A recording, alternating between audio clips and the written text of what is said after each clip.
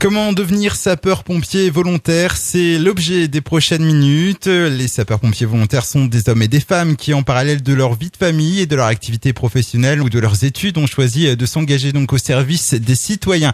Alors pour en parler, un habitué maintenant, Frédéric Duchemin, il est capitaine et adjoint au chef du centre de secours de Beaumoirac. Donc bonjour. Bonjour.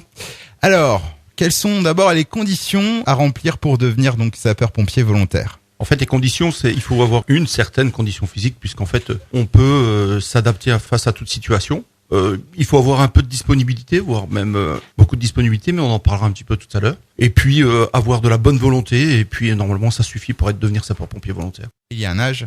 16 ans. 16 ans. Quels sont les principaux traits de caractère que doit avoir un pompier volontaire selon vous?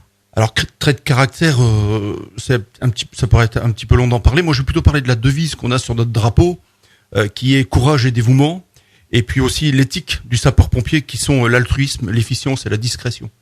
Donc l'altruisme, qui est s'intéresser, se dévouer à l'autre. On a effectivement de l'empathie pour les victimes.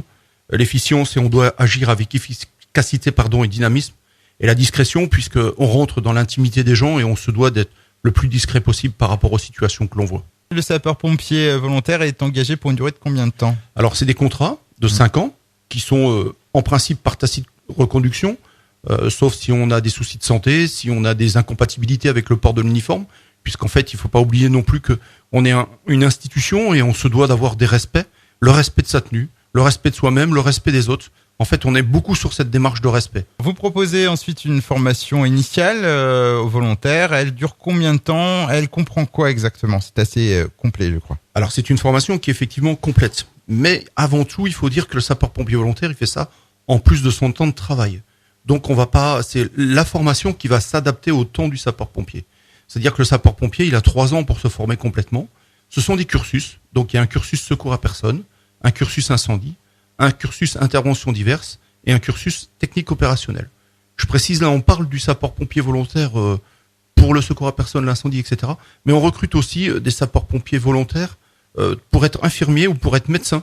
Et on a, en ces temps un peu difficiles de couverture médicale, on a d'énormes difficultés à recruter des infirmiers et des médecins de sapeurs-pompiers.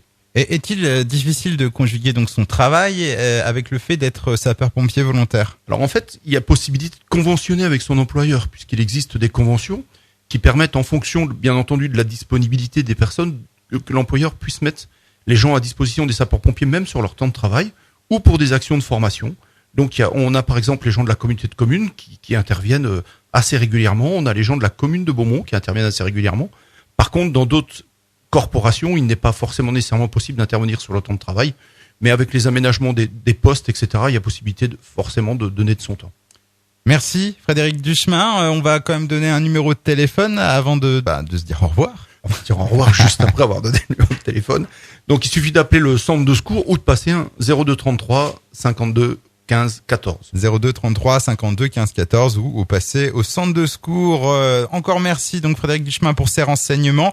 Donc on rappelle donc que vous êtes capitaine et adjoint au chef de centre de secours de Beaumoirac. Je vais y arriver. Au revoir. Merci beaucoup.